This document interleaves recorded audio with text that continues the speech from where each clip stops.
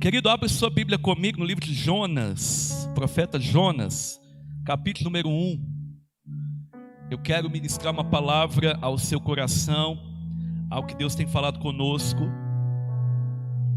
E hoje pela manhã foi maravilhoso, momento aqui com o Senhor, momento de ministrar a palavra. E hoje nós estaremos aqui também, ministrando essa palavra, em nome de Jesus. Então, Jonas capítulo 1, Jonas está aí entre os profetas menores, Só você voltar aí de Malaquias, volta aí, pega lá Malaquias, o último livro do Antigo Testamento, vai voltando aí, e Jonas está aí, próximo de Miqueias, Obadias, Está aí pertinho, Amós. E eu sei que você deve ser um estudioso da palavra e certamente já passou, por essa história que parece um filme de Hollywood, não é verdade? Eu me lembro aqui da irmã Amanda na pandemia pregando uma palavra aqui, lembra? E falando sobre Jonas, e tá lá no YouTube, se você quiser ser ministrado de novo, é só entrar lá. Ela tá balançando a cabeça ali, Entra lá no canal. Aliás, irmão, dá uma moral lá para a missão. Mas a história de Jonas, ela é sensacional. Eu quero ficar só no capítulo 1 hoje. Quero ler com você. E o tema dessa mensagem é uma pergunta. É uma pergunta que não é apenas uma simples pergunta, mas é um confronto. O tema da mensagem é: qual é a sua missão? Eu queria colocar o nome de qual é a nossa missão. Mas você já notou que às vezes quando a gente engloba o mundo, parece que não é com a gente? Quando a gente coloca assim, todo mundo, nosso, parece que não é com a gente. Então eu quero ser mais direto. Eu quero perguntar para você o seguinte: qual é a sua missão? Qual é a sua missão? Eu queria ler esse texto de Jonas. Nós vamos ler um pouquinho a mais do que normalmente a gente lê aqui. Nós vamos ler o capítulo 1 todo, para a gente aprender algumas coisas aqui. Vamos lá, vou acompanhar aqui com você. A palavra do Senhor veio a Jonas, filho de Amitai, dizendo: 2. Levante-se, vá à grande cidade de Nínive e pregue contra ela, porque a sua maldade de Nínive subiu até a minha presença. Versículo 3. Jonas se levantou, mas para fugir da presença do Senhor, para Tarsis. Irmão, Deus mandou Jonas ir para onde? Para onde que foi? Tarsis. E a Bíblia traz detalhe, diz que ele estava fugindo da presença do Senhor. Então guarda essas coisas aqui, porque esse texto aqui é tão claro que a gente não precisa nem pregar sobre ele, é só ler. E Deus já fala com a gente. Olha lá. Desceu a Jope e encontrou um navio que ia para Tarsis. Olha só. Pagou a passagem e embarcou no navio para ir com eles para Tarsis, para longe da presença do Senhor. Mas o Senhor lançou sobre o mar um forte vento e levantou-se uma tempestade tão violenta que parecia que o navio estava a ponto de se despedaçar. Não sei se você já teve uma experiência de quase naufrágio. Eu não vou contar a minha aqui porque é ridícula, mas eu quase já tive, Mas não se compara a nada que o nosso amigo Jonas ele enfrentou. Então aperta o cinto aí, porque isso aqui parece de fato uma história de Steven Spielberg, mas que vai levar você a um entendimento profundo da sua missão aqui nessa terra. Mas o Senhor lançou isso. Vamos lá, o versículo 5. Então os marinheiros ficaram com medo e clamavam cada um ao seu Deus. Irmão, Deus aqui está com letra minúscula, está vendo? Então faz referência à diversidade de deuses pagãos que existiam naquela época. Não está falando sobre o Deus Yahvé, o grande eu sou, o nosso Deus, Criador, Pai do nosso Senhor Jesus Cristo. Não. Lançaram no mar a carga que estava no navio, ou seja, começou a jogar para fora todo o peso, para que ele ficasse mais leve. Jonas, porém, havia descido ao porão do navio. Ali havia se deitado e dormia. Quem é que consegue dormir numa tempestade? Só Jesus e Jonas. Jesus dormiu na tempestade, não é verdade? Mas Jonas parece que faz a mesma coisa. E será que a atitude de Jonas dormir agora, era uma atitude louvável? A de Jesus era. Mas será que a de Jonas era? Vamos continuar aqui. O capitão do navio se aproximou de Jonas e lhe disse: o que está acontecendo com você? Agarrado no sono? Levante-se, invoque o seu Deus. Talvez assim esse Deus se lembre de nós, para que não pereçamos. Continuando aí. Os marinheiros diziam uns aos outros: vamos lançar sortes para descobrir quem é o culpado desse mal que caiu sobre nós. Irmão, a coisa estava tão feia que eles falaram assim: nós temos que achar o culpado agora. Porque se a gente não achar o culpado, isso aí não vai parar. Presta atenção, irmão, presta atenção nisso. O capitão ali e os marinheiros, o marujo, eles são especialistas em navegação. Não era a primeira tempestade que eles enfrentavam. E eles começam a fazer aquilo que é natural fazer. Você tira todo o peso extra para que o barco fique mais leve, né? E então eles consigam manejar ali o barco. Mas o que acontece? Eles fazem isso e a tempestade, né? E o problema não passa, não para. Então eles começam a perguntar: o que está acontecendo? Vamos caminhar um pouquinho? Lançaram sortes e a sorte caiu sobre Jonas. Versículo 8, então lhe disseram: agora nos diga, quem é o culpado por este mal que nos aconteceu? Já perguntaram para Jonas: qual é a sua ocupação? De onde você vem? Qual a sua terra? De que povo você é? Ou seja, fizeram um interrogatório para Jonas: ô Jonas, nós tiramos sorte aqui, caiu sobre você, agora você vai ter que explicar o que está acontecendo. Então quero saber quem é você, o que você faz, de onde você veio, quem que é o seu povo. Certamente eles têm uma conversa não muito agradável, mas eles têm essas respostas. Caminhando. Jonas respondeu: eu sou hebreu e temo o Senhor, o Deus do céu que fez o mar e a terra. Irmão, eu creio que essa foi a única coisa que Jonas acertou, quando ele deu testemunho do Deus que ele servia. A única coisa que ele acertou nessa tempestade. Caminhando mais um pouquinho, o que a palavra de Deus diz? Então os homens ficaram com muito medo e lhe perguntaram: o que é isso que você fez? Pois aqueles homens sabiam que Jonas estava fugindo da presença do Senhor, porque ele lhes havia contado. Jonas falou assim: olha, a culpa é minha mesmo, porque eu estou aqui indo para Tarsis, mas não era para me estar aqui, eu tinha que ir para Nínive, porque o Senhor me mandou ir para Nínive. Olha só, querido. Então aqueles homens, eles mesmo sendo pagãos ali, incrédulos, talvez adorando tudo quanto é tipo de coisa, eles entenderam que Jonas estava fugindo da ordem do seu Deus. E não é comum se fazer isso. Quando se faz isso, o que acontece? Vem consequências. E consequências muito graves. É isso que está acontecendo. Caminhando um pouquinho. Jonas respondeu. Volta aí o 11, por favor.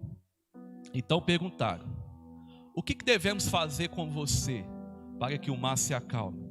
Disseram isso porque o mar ia se tornando cada vez mais tempestuoso, ou seja, a coisa ia piorando cada vez mais. Irmão, é exatamente isso que acontece quando nós estamos fugindo da presença de Deus, quando nós estamos fugindo da ordem de Deus. As coisas parecem que não tem melhora e parecem ser uma tempestade sem fim. Tempestade é tudo aquilo que acontece ao mesmo tempo, sabe? Tudo acontece ao mesmo tempo na nossa vida. Parece que nada tem força, parece que nada se sustenta, mas tudo vai virando uma bola de neve. Isso acontece quando nós estamos fora da presença de Deus, fugindo dela como Jonas, ou fora da vontade do Senhor. Então nós precisamos entender isso nessa noite, para que nós não venhamos a sofrer isso que Jonas sofreu. Caminhando um pouquinho, Jonas então respondeu. Volta aí, Samuel. Jonas respondeu: pegue-me e me lance no mar, ou seja, me joga fora. Então o mar ficará calmo, porque eu sei que por minha causa esta grande tempestade caiu sobre vocês. Irmão, detalhe, Jonas conhecia Deus. Sabe, quando nós fugimos, não é porque a gente não conhece a Deus, é porque a gente não quer obedecer a Deus. Nós queremos mais abraçar a nossa própria vontade do que a vontade do Senhor. Jonas, ele não queria ir para Nínive. Nínive era uma cidade tão pecadora, que Deus se incomodou com o pecado daquela cidade. E eu fico vendo assim que Jonas, ele quer fugir dessa responsabilidade. Sabe, Jonas, irmão, ele está fugindo tanto da sua responsabilidade, que ele não só fugiu da presença do Senhor, mas no meio da tempestade, aonde o mais comum é que toda a tripulação, todo mundo está presente, ajude em alguma coisa, buscando o bem de todo mundo, ele está escondido lá no porão dormindo. Então não se trata apenas de sair da presença de Deus, se trata de fugir de responsabilidades. Sabe, Deus colocou uma missão na vida de Jonas, e a missão foi muito clara. Não seria uma missão fácil, não seria uma missão fácil. Sabe, quando você entregou a vida para Jesus, eu acredito que nem Deus, nem ninguém nunca falou com você que seria fácil. Não é fácil, mas Ele prometeu que se a gente andasse com Ele, Ele estaria conosco. E a certeza de que Ele está conosco é que nos faz caminhar e seguir obedientes àquilo que Ele deseja. Você pode dizer amém? Amém? Vamos continuar o texto aqui. Versículo 13. Em vez disso, os homens remavam, esforçando-se por alcançar a terra, mas não podia, porque o mar ia se tornando cada vez mais tempestuoso contra eles. 14. Então clamaram ao Senhor. Presta atenção aqui, irmão. Senhor aqui está até em destaque, está com letra maiúscula, e a palavra Deus está com letra maiúscula. Aqueles homens ali, pagãos, que não tinha o grande Yahvé como Deus das suas vidas, eles começam agora a clamar o Deus de Jonas. Você compreende isso aqui? Você tem noção do quanto que isso é importante? Sabe, querido, deixa eu te falar uma coisa aqui, que eu não falei de manhã, mas veio ao meu coração agora. Você quer saber que Deus é tão poderoso, isso não te dá motivo nenhum para você fugir da presença dEle. Mas às vezes até as consequências que a gente está vivendo por desobediência, elas testemunham de um Deus forte e poderoso. Aqueles homens começam a perceber o que estava acontecendo, porque Jonas desobedeceu. Então eles começam a fazer o inverso. Se Jonas está fugindo, eles vão para a presença do Senhor. Eles falam assim, só tem uma maneira de parar isso. Se Jonas está fugindo, nós vamos. Nós vamos. E o que acontece naquele barco? Uma conversão em massa. Aquela tripulação toda começa a clamar. Eu não sei se por medo, talvez, eu creio que motivado muito pelo medo, pelo pânico de acabar ali naufragados. Mas eles começam a testemunhar do Senhor. Sabe por quê? Porque o projeto de Deus, ele não se limita a pessoas. Jonas saiu da sua cidade para ir para Nínive. Por quê? Porque Deus queria salvar Nínive. E quando Deus manda você, porque Ele quer salvar uma família, e quer salvar uma cidade, todo mundo que encontra contigo vai ser salvo. Você crê nisso? Todo mundo que encontra contigo vai testemunhar do Deus que é presente na sua vida. Então presta atenção nisso aqui. Continuando aqui. Aí eles clamaram ao Senhor. Volta. Clamaram ao Senhor e disseram: Ah, Senhor, rogamos-te que não nos deixe perecer por causa da vida desse homem. Eles estão dizendo assim: Senhor, esse homem está causando esse tumulto todo. A gente está pedindo, Senhor, misericórdia. Nós estamos te pedindo, não nos deixe perecer por causa da vida dele. Ele está fugindo, Senhor. Mas se ele está fugindo, nós estamos indo para a tua presença. Querido, será que vai ser preciso isso acontecer na nossa vida para as pessoas se converter? Será que vai ser preciso isso acontecer? As pessoas falarem assim: ó, eu não quero nada contigo não, mas o que está vindo sobre a vida dele está me incomodando, então eu vou para a tua presença. Será? Será que esse é o caminho mais fácil? Ou será que o caminho mais fácil é o caminho da obediência à palavra do Senhor? Obediência à voz de comando do Senhor. Querido, todo mundo que ficou perto do apóstolo Paulo se converteu. Por quê? Porque quando você é obediente à missão que Deus te deu, o que você tem contagia quem está perto de você. Por onde você anda, querido, a palavra de Deus viva no seu coração, ela vai contagiando quem está perto de você. De um naufrágio, Deus salvou uma tripulação, você está entendendo isso? De quase um naufrágio, Deus salvou uma tripulação, querido. Agora imagine, se isso acontece quando nós somos desobedientes, imagine quando nós obedecermos. Uau! Imagine quando nós obedecermos. De vez em quando, você mesmo, talvez, vivendo a sua maneira, alguém chega perto de você e fala assim: cara, fala do seu Deus para mim, ore por mim. Que igreja você vai? Deixa eu ir lá ouvir a palavra, estou precisando. Mesmo você talvez está nem aí. Agora imagine se você falar assim: Senhor, eis-me aqui, pode me enviar. Imagine o que vai acontecer.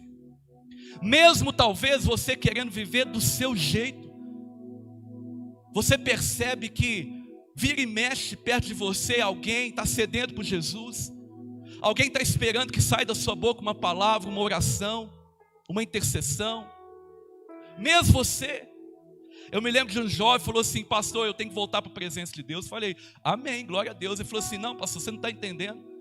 Todo lugar que eu vou, alguém pede para me orar por ele, e eu estou, pastor, eu estou nas drogas, estou na prostituição. Eu falei: cara, depois que você se converteu, nem para pecar você presta mais. Você entendeu isso aqui? Amém? Uma vez que você foi alcançado pelo Senhor, irmão, nasceu de novo verdadeiramente, nem para pecar você consegue mais.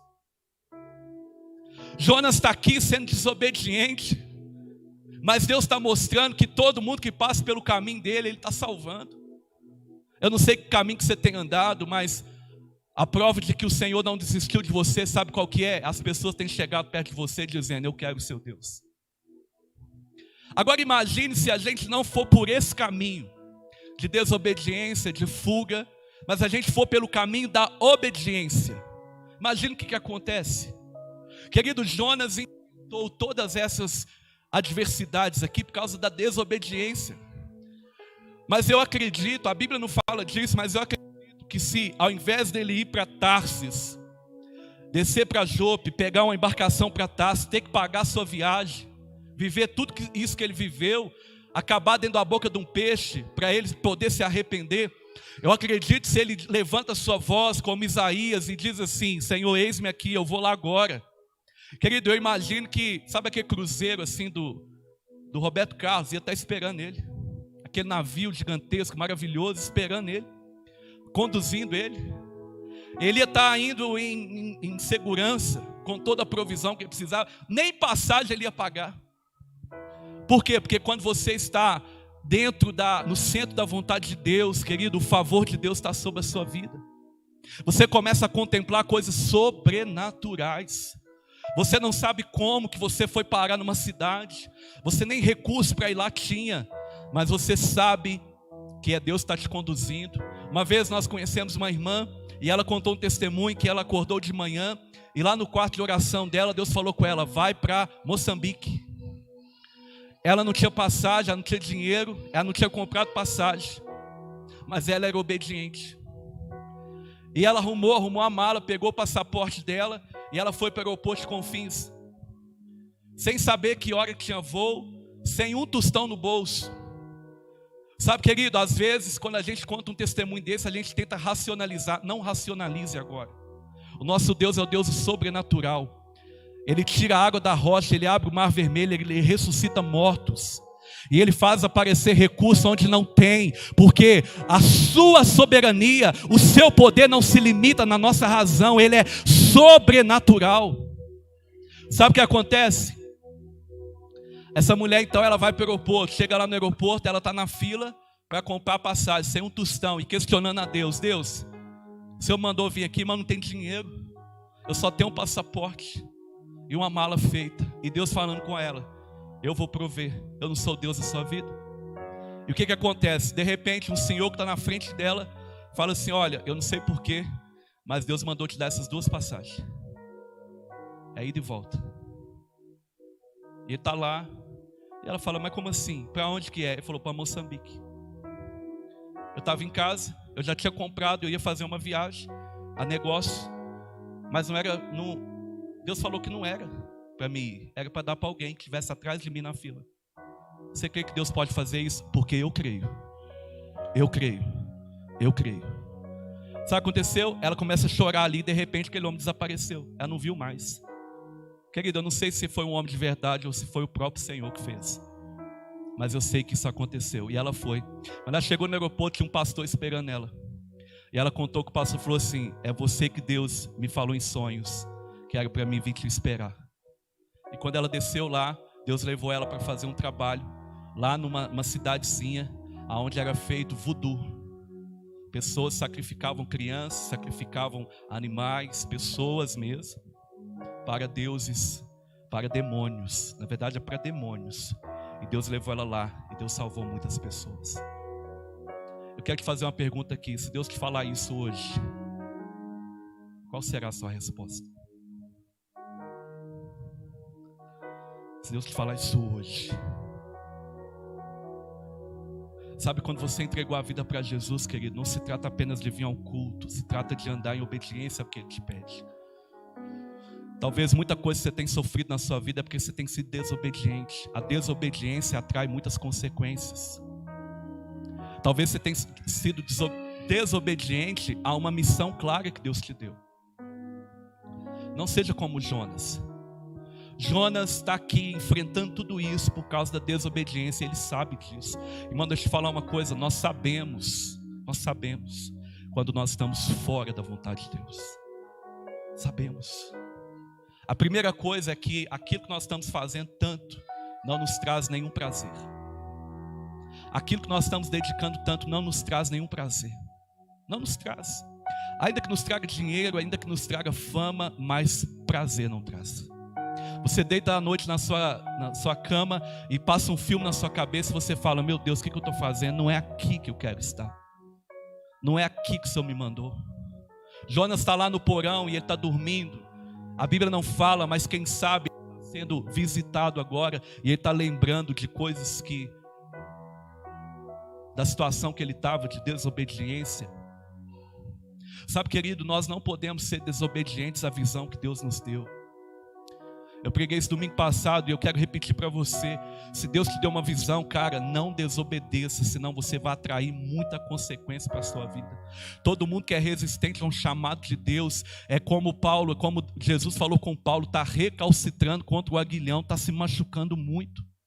E às vezes a razão da gente machucar, a gente andar ferido é porque a gente não morreu ainda. Porque morto não sente dor, morto não sente nada.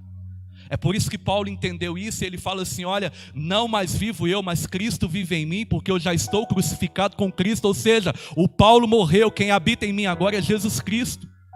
E é por isso que ele não teme, ele prega o evangelho sem nenhum impedimento. Está entendendo isso? Querido, Deus nos deu uma missão e ela é individual e coletiva e ela é para todos. Ele nos deu a missão de fazer discípulo, de pregar o evangelho. A missão que Deus deu para Jonas era uma missão urgente. Por quê? Porque Deus queria salvar a cidade de Nínive. Deus queria que a cidade se arrependesse e se voltasse para Ele. Deixa eu te falar uma coisa aqui: a pregação do evangelho, ela é urgente. Por quê? Porque Deus quer salvar. Aleluia, glória a Deus. Ela precisa ser urgente. Por quê? Porque Deus quer salvar. Deus quer salvar. Mas se a gente não tiver esse senso de urgência, irmão, nós vamos falar assim: Deus, depois que eu resolver minha vida financeira, eu prego. Depois que eu resolver a minha carreira profissional, aí eu falo de Jesus. Deus, depois que eu resolver os meus status diante da sociedade, aí eu falo de Jesus. O quê? Pregar o evangelho? Não, agora eu estou muito ocupado. O meu trabalho me consome, a minha família me consome, a minha agenda me atropela. Não, eu não tenho tempo, pastor. Será que nós vamos ter que enfrentar um naufrágio para a gente aprender a obedecer ao Senhor? Quantas pessoas estão afundando? Por quê? Porque estão desobedientes a uma missão urgente que Deus deu. Urgente. Querido, o seu trabalho, você não precisa sair do seu trabalho para você pregar o evangelho. Você precisa pregar o evangelho no seu trabalho. É isso que Ele quer de nós. Você não precisa abandonar nada. Às vezes a gente tem uma herança negativa do passado, que acha que pregar o evangelho é coisa de pastor. Não, pregação é coisa de crente. Pregação é coisa de discípulo. Todo discípulo quer falar daquele que salvou sua vida. Por que eu não falo? Porque eu não tenho isso como urgência. Por que eu não falo? Porque eu não tenho isso como uma necessidade. Quantas pessoas hoje, dia 7 de fevereiro de 2021, foram para a sepultura sem Jesus, foram para o inferno? Quantas pessoas, talvez que você conhece, você tem a cura, você tem um remédio, você tem a palavra dentro de você. E nós estamos orando, falando, Deus me dá oportunidade. Não, querida, é só você falar, Senhor, eis-me aqui, eu quero. A oportunidade já existe, sabe qual que é? Você está vivo. Essa é a oportunidade. Você está vivo. Nós só precisamos nos importar. O que aconteceu? Jonas não se importou com Nínive. Por isso que ele não foi para lá. Quando nós nos importamos com alguém, nós vamos até ela. Quando nós importamos com uma família, nós vamos até ela. Quando nós importamos com uma cidade, nós vamos até ela. Por quê? Porque Deus está se importando. Deus só queria que Jonas desse a mesma importância como ele via Nínive. Ele queria salvar Nínive. Irmão, presta atenção. Deus te deu uma missão, cara. Deus te deu uma missão. Essa missão não se trata de encher uma igreja. Essa missão não se trata de encher cadeira. Essa missão se trata de você pôr para fora o que Ele colocou aí dentro de você. Sabe, uma vez uma irmã chegou para mim e falou assim: pastor, muito legal o que você falou. Eu preguei uma mensagem como essa, mas eu não tenho tempo para falar de Jesus. Pastor, isso é para o senhor que vive da obra. Pastor, isso é do missionário que treinou para isso. Eu não tenho como. Aí eu chamei ela assim e falei assim: irmã, vem cá que eu vou orar pela sua vida. O Senhor vai despertar você. Aí ela veio toda alegre. Eu falei assim: o que te falta? Ela falou: tempo. Aí eu pus a mão assim sobre ela, falei: fecha os olhos. Você crê que Deus pode fazer um milagre? Ela falou assim: creio, pastor. Eu falei: então, ó, Deus, tira o emprego dela. Ela abriu o olho, eu falei: não, fecha o olho, peraí, você quer oração? Peraí. Senhor, tira os afazeres dela, os lazeres dela. Aí ela começou a olhar para mim assim, ela começou a querer tirar minha mão, né? Todo mundo tem medo da oração contrária, né, irmão? É ou não é? E aí eu olhei bem no olho dela e falei assim: filha, você tem tempo, você não precisa deixar seu trabalho, você não precisa largar a sua faculdade, você não precisa parar com nada, você só tem que parar de ser desobediente. Por que você está naquela empresa? Porque Deus quer salvar quem está perto de você. Por que você está naquela família cheia de problema? Porque Deus quer salvar ela. Por que você está na cidade de Congonhas aqui, queridão? Porque Deus quer salvar a cidade de Congonhas. Por que Ele manda Jonas para Nínive? Porque quer salvar Nínive. Ele quer salvar. Quando eu falei isso para ela, querido, parece que uma escama caiu dos olhos dela. Sabe, meu irmão, deixa eu te falar uma coisa. Nós recebemos essa herança muito negativa do passado, esse paradigma. Que quem fala de Jesus é pastor, é pregador, é ministro, é músico, é evangelista. A gente até cria um ministério de evangelismo. E a gente mostra para a igreja assim: ó, vocês evangelizam. A gente só fica olhando. Será que essa é a vontade de Deus? Será que a vontade de Deus é que um grupo seleto de pessoas evangelizem e nós ficamos aqui apenas consumindo o que está sendo colocado? Essa não é a vontade de Deus. Deus deixou uma ordem para nós, está estampada ali naquele quadro. Toda autoridade me foi dada, todo poder me foi dado no céu e da terra. Então eu digo para vocês: e façam discípulos de todas as nações, batiza eles, ensina eles a guardar os mandamentos, e eis que estou convosco até a consumação do século. Presta atenção, meu irmão, a certeza de que Ele estaria conosco está condicionada àquilo que eu faço. Se eu não estou fazendo discípulo, Deus não está comigo. A presença de Deus está com você. Ele está porque Ele não se arreda e não desiste de você. Mas o favor de Deus às vezes não está sobre sua vida. A Bíblia diz que quando os apóstolos saíam para pregar o evangelho, sabe o que acontecia? Deus cooperava com ele, Com eles, com sinais, com curas, com milagres.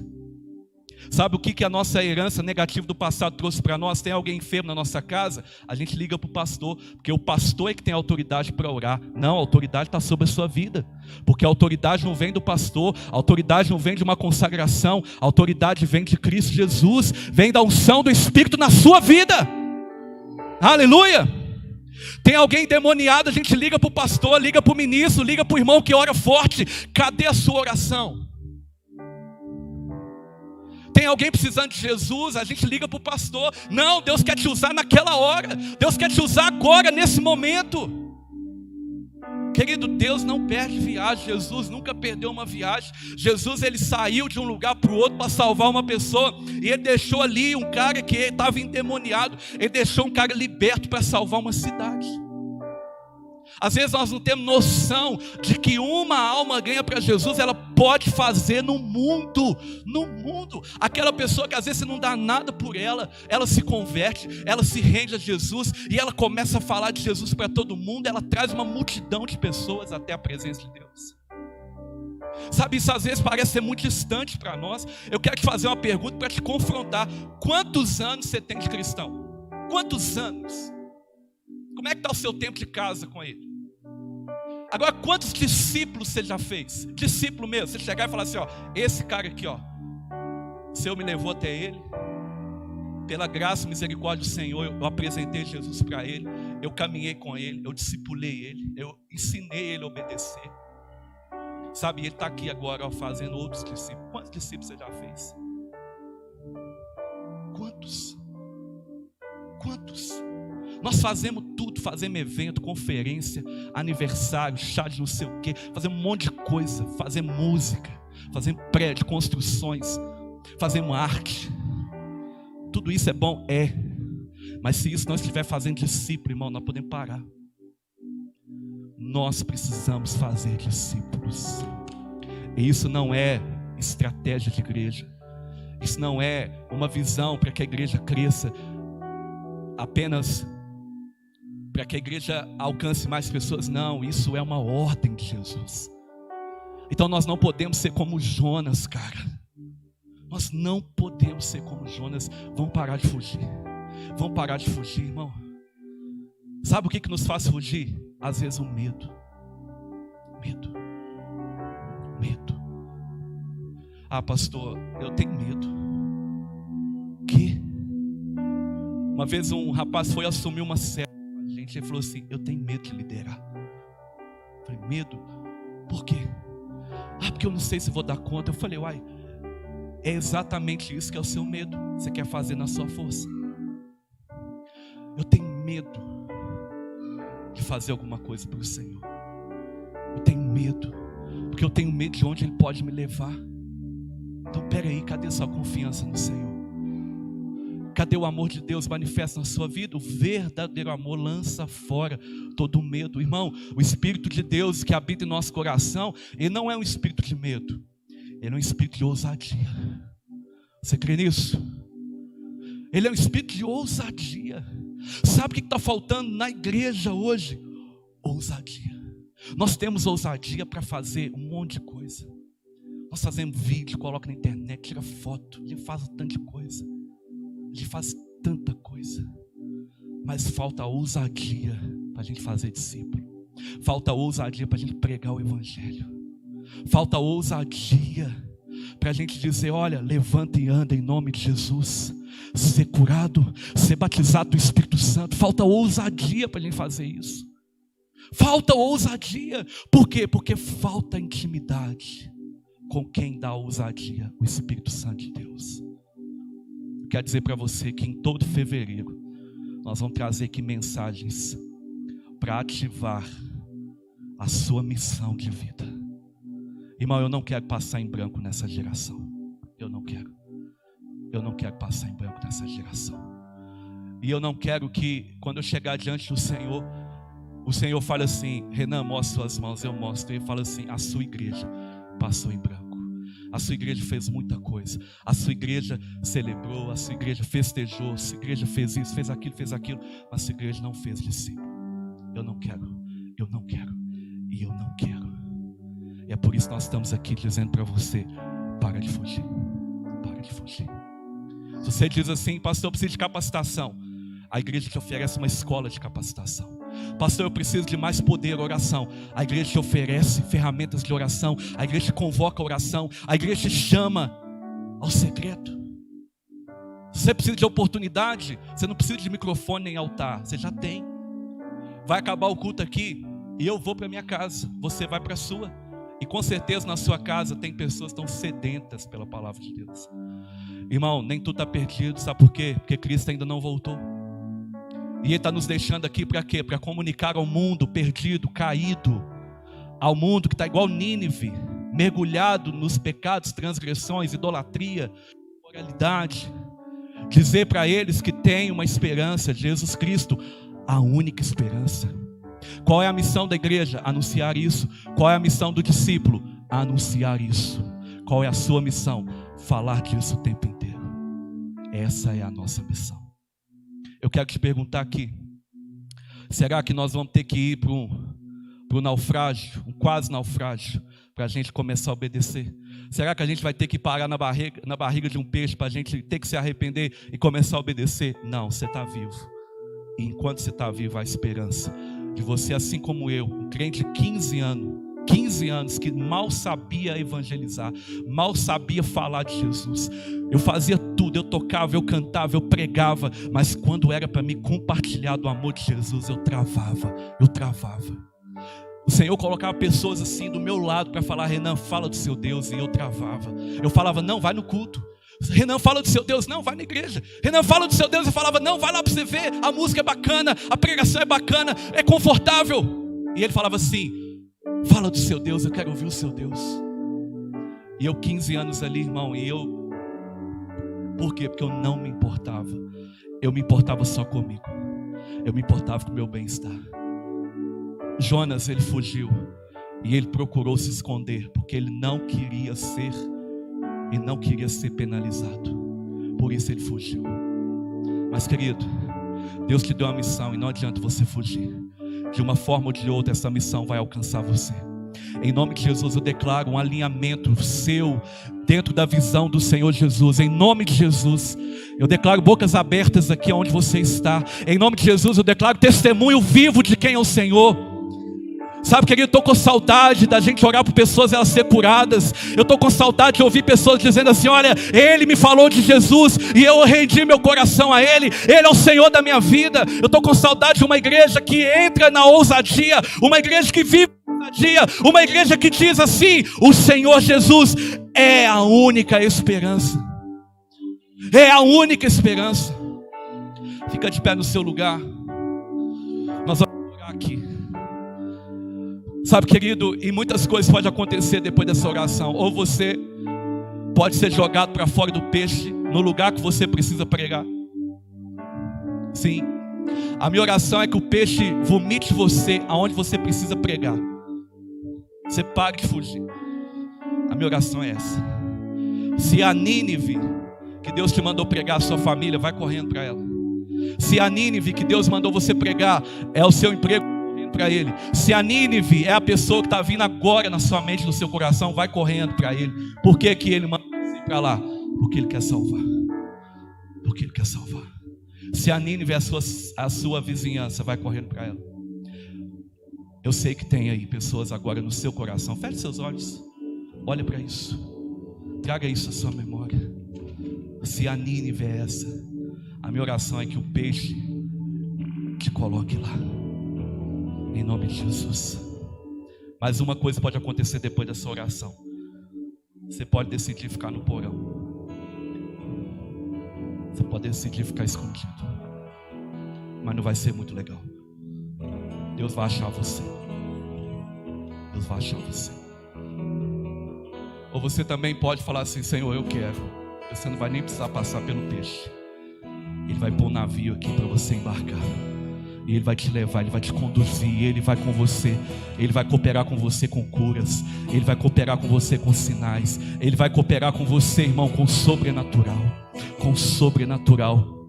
Sabe, às vezes alguém está tão resistente à palavra. Tão resistente. Você já explanou o plano de salvação para ela, e ela, não quero. Eu não largo o meu santo, eu não largo o meu Deus, eu não largo aquela prática, eu não largo a tradição, eu não largo essa oferenda, eu não largo esse sacrifício, eu não largo isso, eu não largo aquilo, eu não estou disposto. Mas sabe o que acontece? O sobrenatural de Deus vem, Deus te faz ver dentro dela e fala assim: eu sei que isso não tem te preenchido, eu sei que você não dorme à noite, eu sei que você está enfiado em remédios, o Senhor quer curar você. Isso é o que? É Deus cooperando com você. Às vezes alguém está enfermo, às vezes alguém está no leito de uma cama, está lá desenganado pelos médicos, e Deus leva você lá, e a autoridade que há na sua vida, a unção de Deus, a presença do Espírito Santo, você diz: levanta e anda. Aquela pessoa então começa a crer no Senhor Jesus. Crer no Senhor Jesus. Sim, querido, você tem um chamado, você tem uma missão, você tem algo que Deus te chamou para fazer. Para de fugir, para de se distrair, para com isso, senão vai ser doloroso. Para, senão vai doer. Para, senão vai doer. Aceite, diga: Senhor, eu vou. Paulo diz: como ouvirão se não há quem pregue? Como pregar se ninguém se dispõe a ir? Como crerão naquele que nunca ouviram falar? O Senhor está esperando aqui aqueles que vão responder: eis-me aqui, eu irei. Eu irei.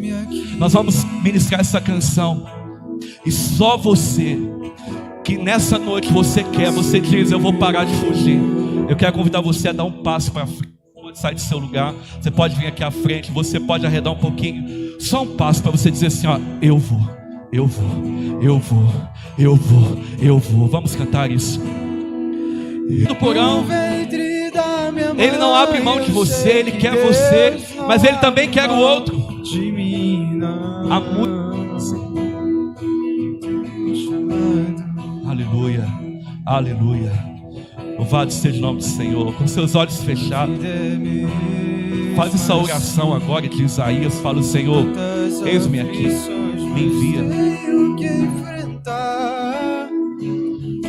Mas o Senhor está sempre a me proteger. Te sinto aqui. Ele vai conosco. Quando o vento sopra contra mim, os problemas tentam me abater, eu me lembro grande eu sou, me enviou. Levante sua mão e diga: eu tenho um chamado, jamais vou me calar. Eu tenho um chamado. Esse é o nosso chamado. O Evangelho anuncia. Eu fui escolhido. No ventre da minha mãe, eu sei que Deus não abre mão de mim, não. Há muito para fazer, diga isso.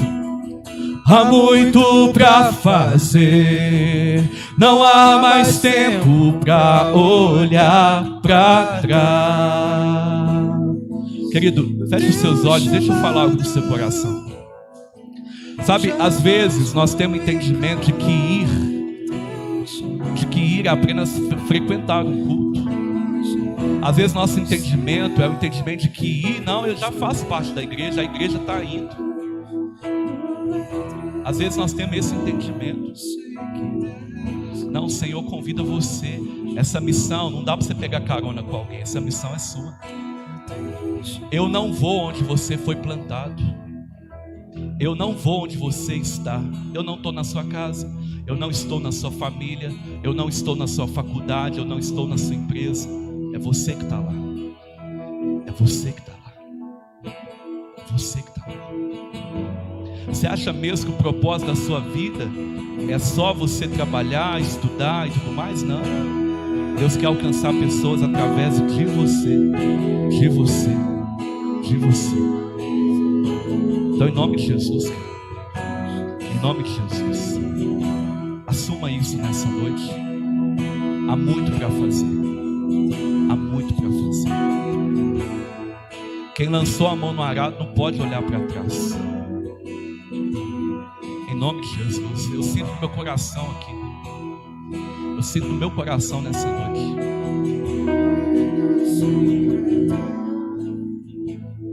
Existem aqui nessa noite pessoas que estão cansadas de desobedecer. Pessoas estão cansadas.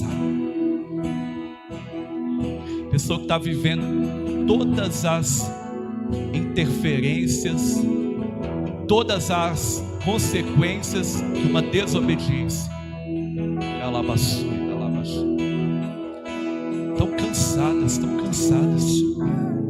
Estão cansadas, estão carregando um fardo que não é delas, que precisam ser alinhadas no projeto inicial de Deus, o projeto genuíno de Deus.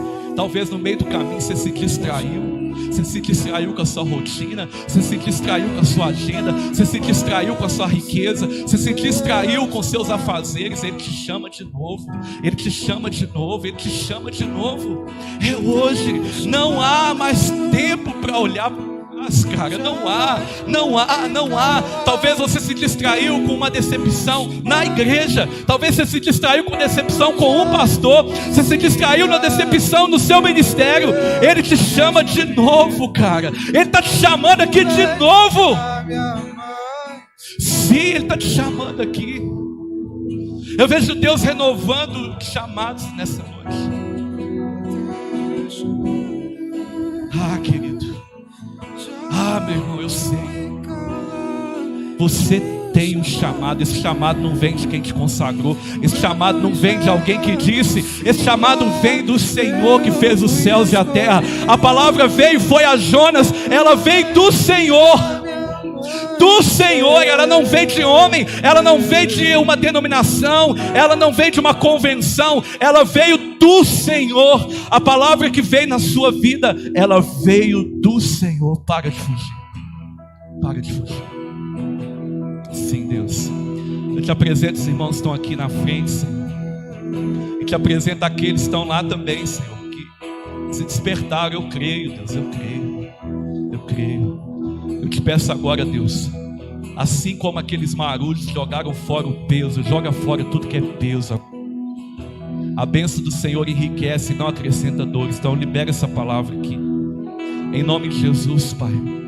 Nos faz olhar com compaixão para as pessoas. Pai, nossas células vão voltar. As nossas células são botes salva-vidas que estão indo em direção a Nínive. Por favor, não nos faça naufragar. Não nos faça, Deus, em nome de Jesus, nos distrair e ir para outro lugar. Nós estamos indo para Nínive. E a borda das nossas células está cheio de Jonas. Não Jonas fujão, mas o Jonas que se arrependeu e disse: é para Nínive que eu vou. E por causa de uma pregação, milhares de pessoas foram salvas, se arrependeram e foram salvas. Em nome de Jesus, Pai. E que a graça do nosso Senhor e Salvador Jesus Cristo, que o amor de Deus, o nosso bom e eterno Pai, e que a comunhão do Espírito Santo de Deus seja sobre todos nós, não só hoje, mas para todos sempre. E toda igreja diga amém. Aplauda Ele bem forte nessa noite.